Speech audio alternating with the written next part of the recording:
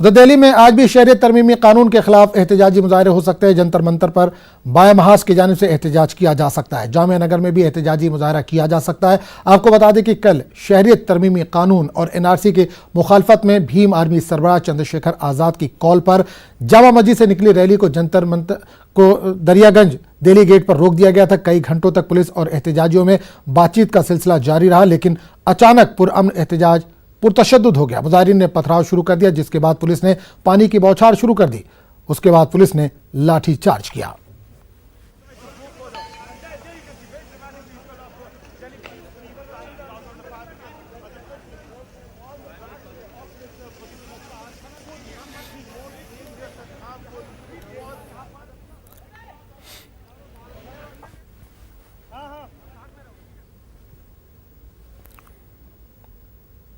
और उत्तर प्रदेश में किस तरह के हालात है, इसको जानने के लिए हम सीधे रुक करेंगे लखनऊ, जहां समाचार नुमाइंदा अनामिका इस वक्त सीधे तौर पर जुड़ रही है। अनामिका, आपसे जानना चाहेंगे, कल उत्तर प्रदेश के ज्यादातर शहरों में हंगामा देखा गया। जुमे की नमाज के बाद पुरतशद्दुद एहतजाज हुए। आज किस तरह का माहौल देख पा रही हैं आप? देखिए, अब की अगर बात की जाए तो आज सुबह से फिलहाल ऐसी कोई झड़प की खबर नहीं आई है, लेकिन कल जिस तरह से घटना हुई है इसका एक बड़ा असर दिखाई दे रहा है प्रदेश के हालात पर। स्कूल की छुट्टियां कर दी गई हैं पूरे प्रदेश में। जो जितने भी स्कूल, इंटर कॉलेज हैं, सबकी छुट्टियां कर दी गई। TET की परीक्षा जो कल होने वाली थी उसको रद्द कर दिया गया है। इसके अलावा अगर बात की जाए तो इंटरनेट सेवाएं अभी 1.5 दर्जन से ज्यादा जो जिले हैं वहां पर बहाल नहीं हो पाई है, इंटरनेट सेवा रोक दी गई है। तो कहीं ना कहीं कल जिस तरीके से हिंसा हुई है नमाज के बाद, उसको देखते हुए पुलिस ने एहतियात के तौर पर जो संवेदनशील इलाके हैं वहां पर अपनी चौकसी बढ़ा दी है। आज सुबह से अगर बात की जाए तो 13 लोगों की जान जाने की अब तक ये अपडेट है कि कल की हुई हिंसा में 13 लोग अपनी जान गंवा चुके हैं। तो एक बड़ा असर दिखाई दे रहा है कल की हुई हिंसा के बाद। हालांकि अब उम्मीद ये की जा रही है कि आज पुलिस की जो गश्त होगी वो ज्यादा तेज होगी, बढ़ेगी और कम से कम कोई अप्रिय घटना सामने नहीं आ पाएगी। बताइए। बिल्कुल अनामिका, एक चीज और जानना चाहेंगे, ऐलान किया गया सरकार की तरफ से स्कूल और कॉलेज बंद रहेंगे, तो क्या पूरे उत्तर प्रदेश में है या 20-22 जिलों में जहां पर हंगामा हुआ था वहां पर बंद किए गए हैं? देखिए, एहतियात के तौर पर पूरे प्रदेश में छुट्टियां कर दी गई हैं, ये देखते हुए कि जो जिस तरीके से बताया जा रहा है कि 2 दर्जन से ज्यादा जो जिले हैं वो प्रदर्शन की जद में है। तो जहां पर जो उपद्रवी है वो बाकी जिलों में जाकर के उपद्रव ना कर सके, शांति व्यवस्था भंग ना हो सके, क्योंकि धारा 144 लागू पहले से है, इसलिए इसका उल्लंघन कोई बार बार ना करे, इसलिए एहतियात के तौर पर पूरे प्रदेश में छुट्टियां कर दी गई है। लेकिन सबसे महत्वपूर्ण बात यह है कि प्रदर्शन की वजह से जो रफ्तार है प्रदेश की वो रुक गई है। जो सामान्य हालात है वो कहीं भी कायम नहीं हो पा रहे। अभी भी तनाव का माहौल है, जहां पर झड़प की खबर नहीं आ रही है वहां पर भी तनाव का माहौल है। लोग अपने घरों से निकलने से पहले 100 बार सोच रहे हैं। तो पूरे प्रदेश में तनाव के हालात है और पुलिस की जो जिम्मेदारी है वो ज्यादा बढ़ गई है इस लिहाज से भी कि अब आने वाले जो दिन है उसमें त्योहार भी है, फेस्टिवल्स भी हैं, लोग फैमिली के साथ बाहर भी जाते हैं, तो शांति व्यवस्था बनी रहे ये ज्यादा जरूरी है। बिल्कुल अनामिका हमारे साथ बने रही। हमारे साथ अनिल दिल्ली राजघाट से जुड़ रहे हैं और रवि मिश्रा दरियागंज से हमारे साथ जुड़ रहे हैं। रवि, सबसे पहले आपके पास आना चाहेंगे, कल जिस तरह से हालात देखे गए दरियागंज में, पहले तो पुरसुकून माहौल में वहां पर एहतजाज जारी था, लेकिन वो फिर बाद में पुरतशद्दुद हो गया। सुबह के 10 बज चुके हैं। किस तरह का माहौल दरियागंज में आप देख पा रहे हैं इस वक्त? क्या रोजमर्रा की जो जिंदगी है वो रवा दवा है?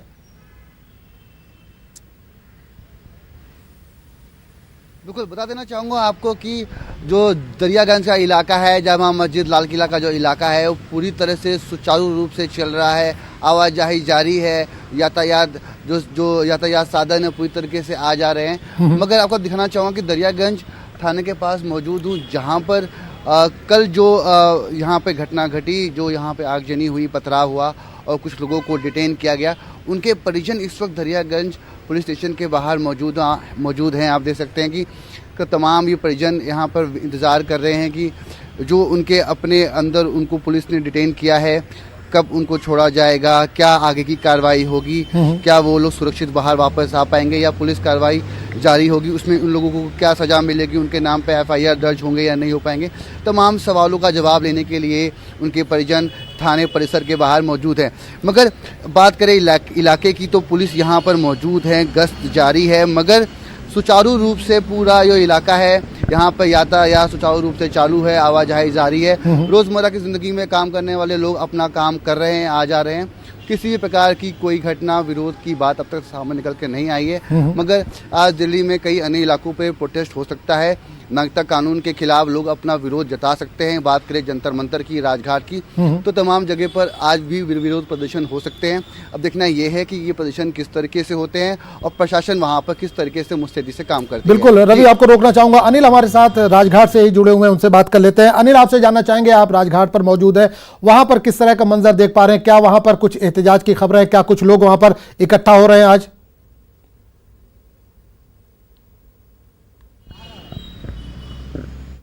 हमें अभी सूचना मिली है कि करीब 11 बजे के करीब AIM के जो समर्थक है वो बड़ी संख्या में राजघाट के पास करीब 11 बजे के करीब जुट सकते हैं। हालांकि अभी 10 बजे हैं, लेकिन यहाँ पे जो सुरक्षा व्यवस्था काफ़ी दुरुस्त है। मैं अपने कैमरामैन को भी कहना चाहूँगा कि वो आपको हमारे दर्शकों को दिखाए कि किस तरह जो राजघाट है अभी बिल्कुल सामान्य दिनों की तरह बिल्कुल सामान्य बना हुआ है और किसी तरह की इस तरह के जो गतिविधियाँ अभी देखने को नहीं मिल रही है।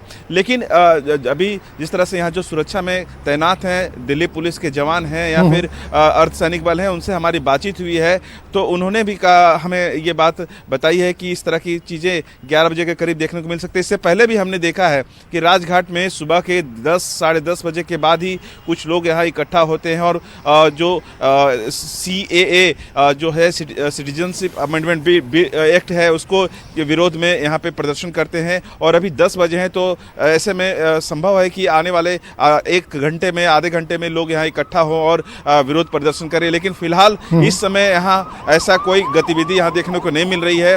लोग अभी यहाँ किसी प्रकार से इकट्ठा नहीं हुए हैं। लेकिन अभी आधे घंटे में ऐसे कुछ जो सूचना है उसके अनुसार जो AIM के समर्थक है वो यहाँ जुट सकते हैं। हालांकि इससे पहले भी हमने देखा कि कई बार यहाँ पे राजघाट में भी इससे पहले भी दोनों तरफ के पक्ष के लोग यहाँ पे इकट्ठा हुए थे। एक समर्थन में, एक विरोध में, जो CAA है उनके विरोध में भी हुए थे और उनके समर्थन में भी हुए थे। लेकिन आज जो अभी सूचना मिली है उसमें यह है कि उसके विरोध में कुछ लोग यहाँ इकट्ठा हो सकते हैं। हालांकि हम अपनी पैनी नज़र रखे हुए हैं। लेकिन मैं आपको ये बात बताना चाहूँगा, इससे पहले भी सरकार बार बार अपील करती रही है, तमाम पार्टियां भी अपील करती रही है। AIM के जो अध्यक्ष हैं असदुद्दीन ओवैसी, उन्होंने भी अपील की है कि हिंसक प्रदर्शन नहीं होना चाहिए, संवैधानिक अधिकारों के तहत ही जो विरोध प्रदर्शन किया जाना चाहिए। लेकिन सवाल ये है कि सरकार लगातार अपनी जो बात है, अपनी जो CAA के प्रावधान है वो जनता के सामने रख रही है। उसके कई सवाल जवाब के एक जो क्वेश्चनायर तैयार किया गया था उसके आंसर भी सरकार ने जारी किए। इसके बाद जिस तरह से हिंसक प्रदर्शन हो रहे हैं, इसमें कल भी हमने देखा कि लोजपा के जो चिराग पासवान हैं उन्होंने भी यह बात कही कि सरकार विफल रही है लोगों को ये समझाने में कि किस तरह से CAA देश की जनता के लिए और एक समुदाय के लिए उसके विरोध में नहीं है, किसी की नागरिकता नहीं छीनी जाएगी। इस तरह की तमाम बातें हमने देखने को सुनने को मिली और कहीं ना कहीं सरकार को अब जो इसके विरोध में है उनको समझाने की कोशिश करनी चाहिए कि किस तरह से ये जो है ये कानून है वो उनके पक्ष में है, किस तरह से उनको नुकसान नहीं होगा। बिल्कुल, अनामिका हमारे साथ लखनऊ से जुड़ी हुई है। अनामिका के पास एक बार फिर चलेंगे। अनामिका, जिस तरह से हम देख रहे हैं कि लगातार तकरीबन 20 डिस्ट्रिक्ट में इंटरनेट सर्विस बिल्कुल बंद कर दी गई है, तो किस तरह की दिक्कतें लोगों को वहां पर पेश आ रही हैं और इंटरनेट सर्विस कब तक बहाल की जाएगी, इस ताल्लुक से इंतजामिया या गवर्नमेंट की तरफ से कोई बात सामने आई है? की जाएगी ये कह पाना मुश्किल। अगर लखनऊ की बात करें तो लखनऊ में फिलहाल अभी दोपहर में 12 बजे तक का समय दिया गया है। इसके बाद से कहा जा रहा है कि जो इंटरनेट सेवाएं बहाल कर दी जाएगी। लेकिन सिर्फ ये बात लखनऊ की है, प्रदेश के जो अलग अलग जिले हैं वहां पर माहौल को देखते हुए, हालात को देखते हुए फैसला किया जाएगा कि इंटरनेट सेवा जो है वो बहाल करनी है या नहीं करनी है। जहां तक बात रही कि इंटरनेट सेवा बंद करने से क्या चीजें बाधित होंगी, तो सबसे ज्यादा असर उन सेवाओं पर पड़ रहा है जो सीधे तौर पर इंटरनेट से ही संचालित होती हैं, जैसे कि ओला, उबर। कल हम जैसे ही लखनऊ के एक जगह पे गए थे जहां पे ओला का ऑफिस है, उस ओला के ऑफिस में ताला जड़ा हुआ था। वहां पे जो ड्राइवर्स थे उनका ये कहना था कि उनको परसों रात से कोई बुकिंग मिल नहीं पाई है इंटरनेट सेवा बंद होने की वजह से। ठीक वैसे ही जोमेटो हो या फिर स्विगी हो या फिर जो बहुत सारी फैसिलिटीज जो सीधे सीधे इंटरनेट के जरिए ही संचालित होती हैं, वहां पे इसका असर पड़ रहा है। बैंकों में काम नहीं हो पा रहे इंटरनेट सेवा बंद होने की वजह से। तो कहीं ना कहीं इस उपद्रव की वजह से, प्रदर्शन की वजह से जो बाकी कामकाज है और बहुत बड़ा तबका वो जिसका इस प्रदर्शन से दूर दूर तक कोई लेना देना नहीं है, सबसे ज्यादा सफर कर रहा है। और इसीलिए अगर बात की जाए तो प्रदेश के हालात इस समय बहुत ज्यादा तनावपूर्ण है, गंभीर है। हालांकि लखनऊ की अगर बात की जाए तो आज ये कहा जा रहा है कि इंटरनेट सेवा बहाल कर दी जाएगी, लेकिन मेरठ हो, चाहे अलीगढ़ हो, चाहे मुजफ्फरनगर हो, वहां पर भी हालात सामान्य होने में कुछ दिन लगेंगे। तो वहां पर इंटरनेट सेवा कब तक बहाल की जाएगी, ये अभी इस पर विचार किया जाएगा। बिल्कुल अनामिका, एक चीज और जानना चाहेंगे, कल सीएम का भी बयान आया था कि जो भी उपद्रवी हैं उनको सीसीटीवी फुटेज की मदद से ढूंढ निकाला जाएगा, तो क्या कुछ लोगों की और भी गिरफ्तारियां आज हो सकती हैं? अब बिल्कुल देखिए, लगातार जहां पर भी उपद्रव हुए हैं अलग अलग जिलों में, फिर चाहे अगर लखनऊ की बात की जाए तो यहां पर भी बहुत सारे लोगों पर एफआईआर की गई है, जो फुटेज है वो खंगाली जा रही है, सीसीटीवी फुटेज निकाली जा रही है। और देखा ये जा रहा है कि बहुत सारे लोग जो है वो लखनऊ के हैं ही नहीं, रहने वाले ही नहीं है। तो ऐसे लोगों को ढूंढ ढूंढ करके पुलिस निकाल रही है अब, और उन पर एफआईआर की जा रही है। चूंकि मुख्यमंत्री योगी आदित्यनाथ ने सख्ती बरतते हुए पहले भी कह दिया है कि किसी को बख्शा नहीं जाएगा, चूंकि जो सार्वजनिक जो चीजें हैं उनका नुकसान किया गया है, मीडिया वालों की वो भी वैन जलाई गई है, तो इन सबका भुगतान उपद्रवियों की संपत्ति कुर्क करके की जाएगी। और इसीलिए पुलिस की ओर से जो ताबड़तोड़ कार्रवाई है इस बाबत वो जारी है। बहुत सारे लोगों पर एफआईआर हुई है, बहुत सारे लोगों की धरपकड़ अभी जारी है, और इसी कड़ी में आज भी बहुत सारे लोगों को खंगाला जा रहा है। मीडिया वालों से कुछ फुटेज मांगी भी गई है देखने के लिए, जिनके पास है। पुराने लखनऊ में जो सीसीटीवी कैमरे लगे हुए उनको खंगाला जा रहा है। तो पुलिस की अपनी जो कार्रवाई है वो जारी है, लेकिन इसके से ज्यादा जरूरी ये है कि अभी तक जहां पर हालात तनावपूर्ण है वहां पर शांति बहाल हो सके। बिल्कुल, रवि मिश्रा भी हमारे साथ जुड़े हुए हैं, दरियागंज में मौजूद है। रवि मिश्रा, आपसे जानना चाहेंगे कि जिस तरह से ये कानून को पास किया गया उसको लागू करने की कोशिश की जा रही है, लेकिन हम ये देख रहे हैं कि एनडीए के अंदर से ही सवाल उठ रहे हैं। चिराग पासवान ने भी इस पर सवाल उठाया, नीतीश कुमार ने भी सवाल उठाया। आज बीजेपी की एक बड़ी अहम मीटिंग हो रही है, तो क्या इस पर कुछ गौर हो सकता है, इसमें कुछ चेंजेस की बात हो सकती है?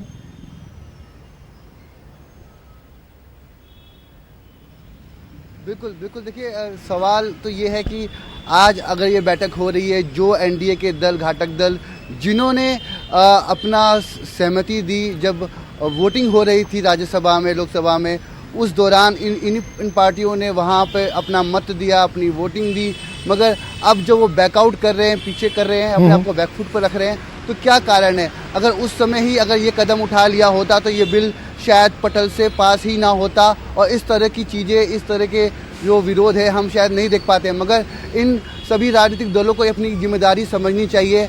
अब जब सब कुछ हो गया है, उसके पीछे, उसके बाद आप जो बैकफुट पे आप जाते हैं और विरोध करते हैं कि ये बिल सही नहीं है, तो कहीं ना कहीं सवाल खड़े होते हैं। मगर बीजेपी की कैबिनेट की मीटिंग हो रही है, तमाम निष्कर्ष निकाले जा रहे हैं, क्या तब्दीली की जा सकती है, क्या कानून में बदलाव किया जा सकता है, क्या लोगों को जो वो डिमांड कर रहे हैं क्या संतुष्टि है। सबसे बड़ी बात यह है कि क्या लोगों को जागरूकता है इस बिल के बारे में, क्योंकि हमने देखा है कि तमाम लोगों को इसके बारे में कोई जानकारी ही नहीं है, मगर वो प्रोटेस्ट कर रहे हैं, वो विरोध कर रहे हैं। मगर शायद उनको इसके बारे में पूरी तरह से काउंसलिंग होनी ज़रूरी है कि आखिर ये चीज़ क्या है और इसको किस तरह से ये इम्प्लीमेंट होता है, क्या इन कानूनों में बदलाव हो पाएगा सुचारू रूप से, क्या ये बिल कानून बनकर लोगों के इस्तेमाल हो पाएगा। अब देखने वाली बात होगी क्या संशोधन हो पाता है, क्या कानून में बदलाव हो पाता है, क्या केंद्र कुछ करती है, एक सब बहुत बड़ा सवाल है। जी बिल्कुल, अनिल भी हमारे साथ जुड़े हुए हैं। अनिल, कल हमने देखा कि कई जगहों पर इंटरनेट को लो डाउन किया गया था, स्लो काफी कर दिया गया, तो क्या आज भी दिल्ली में कुछ जगहों पर इंटरनेट को बंद किया गया है या स्लो किया गया, और क्या कुछ जगहों पर अभी भी 144 लागू है वहां पर?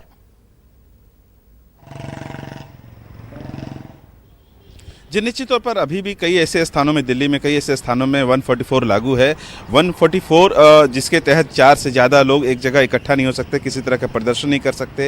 एक निषेधाज्ञा होता है जो डीएम, एसडीएम के तरफ से ये जारी किया जाता है कानून व्यवस्था और को बहाल करने के लिए। जहाँ तक इंटरनेट सेवा की बंद है, हमने कल भी देखा था कि इंटरनेट सेवा काफ़ी बिल्कुल कई जगह पर बंद तो नहीं किया गया था, लेकिन स्लो कर दिया गया था, ताकि जो अफवाह का जो बाजार है उसको कहीं ना कहीं नियंत्रण किया जा सके। आज भी अगर हम देखें तो हालांकि जिस जगह मैं अभी खड़ा हूं राजघाट में, यहाँ पे अभी इंटरनेट सेवा बिल्कुल बहाल है और किस तरह यहाँ पे किसी तरह की इस तरह की गतिविधि देखने को नहीं मिल रही है। इंटरनेट भी बिल्कुल अपने सामान्य गति से ही चल रहा है यहाँ से भी। लेकिन जहाँ तक बात है कि विरोध प्रदर्शन की, यहाँ भी दिल्ली पुलिस के जो जवान हैं वो धीरे धीरे यहाँ संख्या बढ़ती जा रही है, खासकर राजघाट के आसपास बैरिकेडिंग चारों तरफ से कर दी गई है। लोग जो प्रदर्शनकारी है वो राजघाट, महात्मा गांधी के जो समाधि स्थल है वहाँ तक नहीं पहुँच सके। करके इसकी तमाम जो व्यवस्था है वो शुरू हो गई है करने के लिए। और जिस तरह से हमें सूचना मिली है कि जो AIM के जो समर्थक हैं वो यहाँ पहुँच सकते हैं 11 बजे के आसपास। तो अभी देखना होगा कि अभी आधा से 1 घंटा समय है, अभी आगे क्या होता है। लेकिन अभी जो राजघाट के पास की जो स्थिति है वो बिल्कुल सामान्य बनी हुई है। हालांकि दिल्ली पुलिस पूरी तरह से अभी तैनात। बिल्कुल अनिल, एक चीज और जानना चाहेंगे कि जामिया यूनिवर्सिटी को बंद कर दिया गया है, वहां पर छुट्टी हो गई, छुट्टी का ऐलान कर दिया गया है, लेकिन अभी भी बच्चे वहां पर मौजूद है। कल भी वहां पर रैली वगैरह निकाली गई थी। क्या आज जामिया से भी कुछ खबरें हैं इस तरह की कि लोग सड़कों पर निकलेंगे?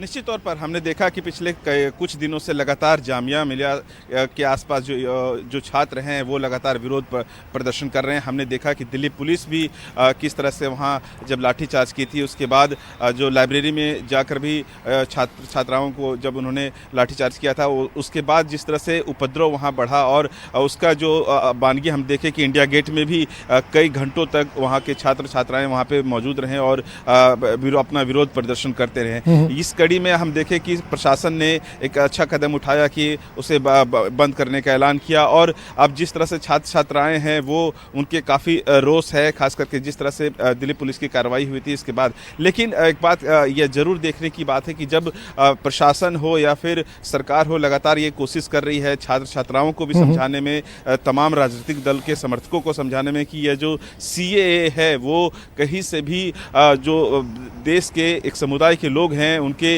नागरिकता को किसी तरह से नुकसान नहीं पहुंचाना है, नहीं पहुंचाया जा सकता। तो इसमें जो छात्र छात्राएं हैं उनको भी इन तमाम चीज़ों को लेकर के समझने की ज़रूरत है, क्योंकि उनकी जो मूल बातें होती है वो पढ़ाई की बात होती है। तो ऐसे में देखना होगा कि जो विरोध प्रदर्शन है वो कहीं ना कहीं उसको लेकर के शांति बनाए रखने की जरूरत है, क्योंकि एक संवैधानिक अधिकार तो हमें मिलता है कि हम विरोध प्रदर्शन कर सकते हैं, लेकिन हिंसक वो ना हो ये जरूरी होता है, क्योंकि एक आपराधिक कानून अपराध होता है इस कहीं ना कहीं तौर पर। तो इससे निश्चित तौर पर जो है एक जो शांति तौर पर विरोध प्रदर्शन आज भी जामिया में देखने को मिल सकता है। जी चलिए अनिल, राजघाट से आपका बहुत बहुत शुक्रिया। रवि मिश्रा, आपका भी बहुत बहुत शुक्रिया, आपने दरियागंज से जानकारी दी। इसके अलावा